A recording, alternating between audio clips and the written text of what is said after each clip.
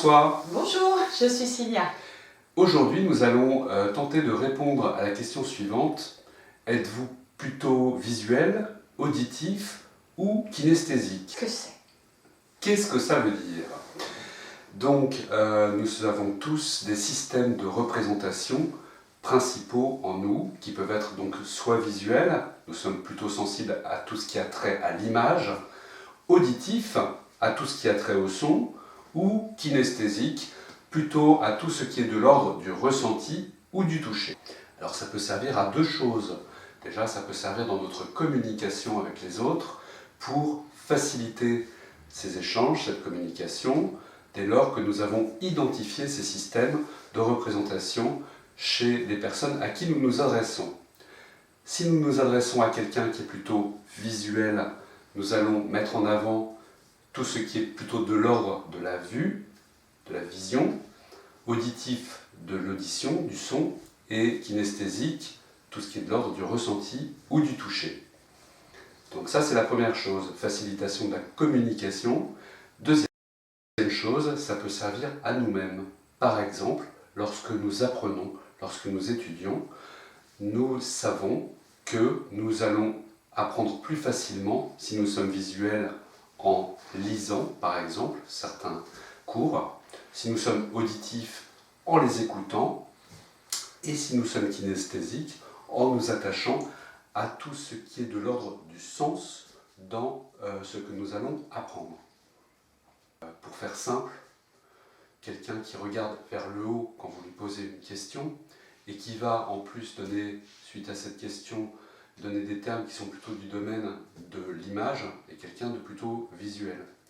Quelqu'un qui va regarder plutôt sur les côtés ou devant et qui va à certains moments utiliser des termes plutôt de l'ordre du son et quelqu'un d'auditif. Et en revanche, quelqu'un qui va assez régulièrement aller vers le sol et baisser les yeux, regarder vers le sol, sera quelqu'un qui sera plutôt dans le ressenti et d'ailleurs utilisera des termes qui seront plus du domaine de l'émotion, donc qui sera plutôt kinesthésique. Nous allons donc vous proposer une petite vidéo d'une jeune adolescente qui a répondu à des questions précises et chez qui nous allons tenter d'identifier ce système de représentation principal. Je voudrais que tu te rappelles du premier poussin que tu as eu. Oui, je me rappelle. Je me rappelle plus son nom par contre. Tu te rappelles? Oui. Ok, on l'avait acheté où? On l'avait acheté à Truffaut. Non, c'est à Jardiland, je crois. D'accord. Tu m'en parles un peu? On était passé à Jardiland et puis il y avait plein de petits poussins et je t'ai demandé si on pouvait en prendre un et t'as rien eu à dire. Il était comment? Il était jaune, je crois, c'était le deuxième qui était roux. Et toi, t'en avais un qui était déplumu du cou. Déplumu du cou? Ah Oui. oui, c'est vrai. Ok. Une chanson que tu détestes?